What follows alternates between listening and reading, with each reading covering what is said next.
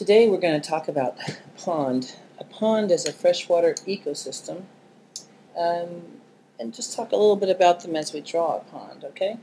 And ponds aren't like lakes. Ponds are shallower and plants can take hold and grow, where a lake might be deeper and in the deepest parts of the lakes plants can't grow or vegetation can't grow, but it can grow near the shore.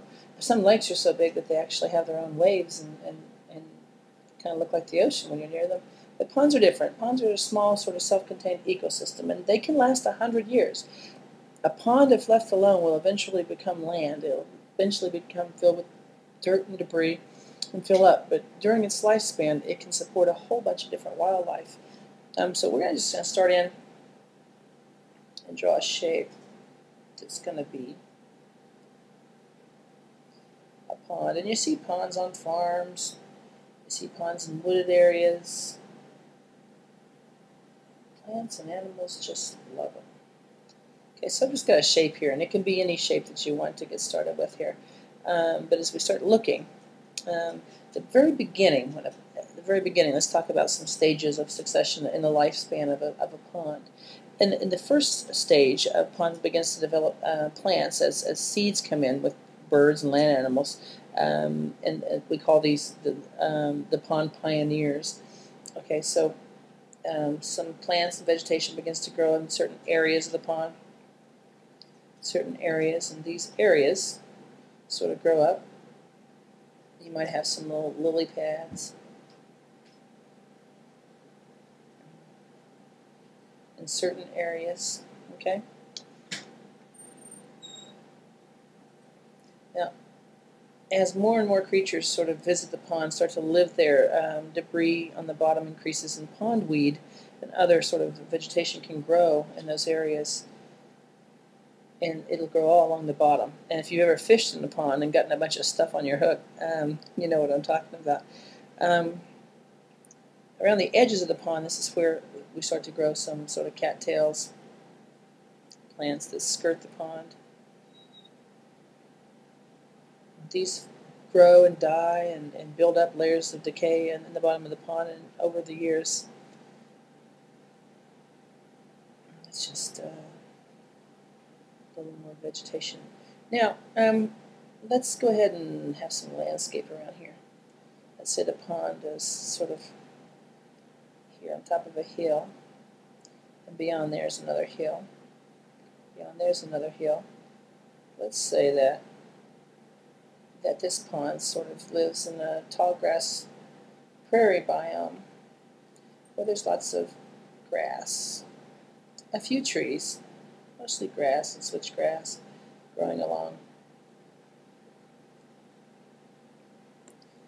Okay. Now, all kinds of creatures might enjoy the pond, but in particular, ducks, water birds, frogs. We talk a little bit about frogs. We're going to do the life cycle of a frog in a drawing, from tadpole to adult frog. Now, what you'll notice about a pond or any body of water is it reflects the sky. So whatever's going on in the sky, you're going to see that in the surface of the pond, unless it's rippling because of wind or it's affected by rain. I like to just transition value across the pond and have variations of value, so to simulate reflections. Of course, anything that falls in creates ripples.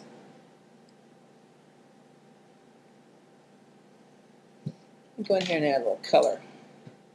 I'm going to add blue and green. Of course, I could have ducks and mallards and all kinds of different animals enjoying the pond. As I'm coloring, I want to leave some things just white. I'm not going to make everything have color. Sometimes I like to leave white, make it sort of stand out. I'm going to add a little green. You'll notice a lot of algae in ponds. You might ask your teacher what algae is.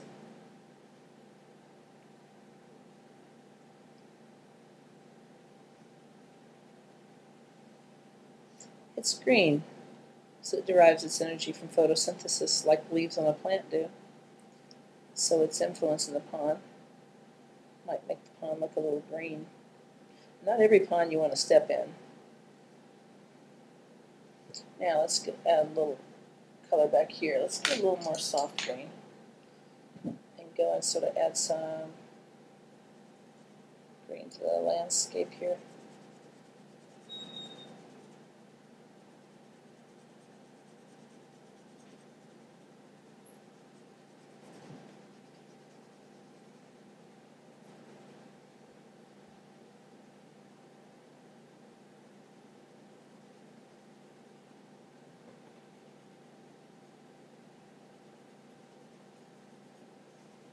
I like to vary my green. So on the hill back here, the green's a little darker. On the hill back here, the green's a little darker. Back here, in this little prairie biome, tall grass prairie biome that I'm creating. Let's get over here a little closer. Okay.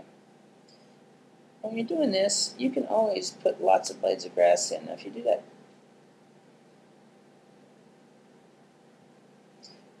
here and there, it starts to look. Now, remember, what's the grass going to do as it goes back in space?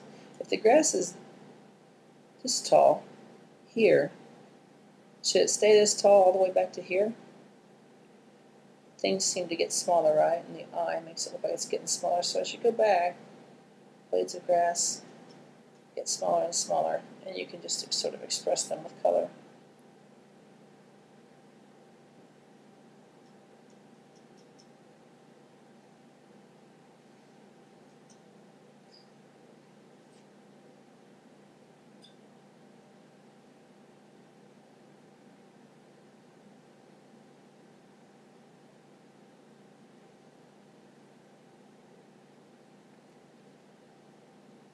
So a pond is an ecosystem. We'll do some other kinds of things like that. Let's get these lily pads to be green too, huh? Okay, that's our pond. See you next time.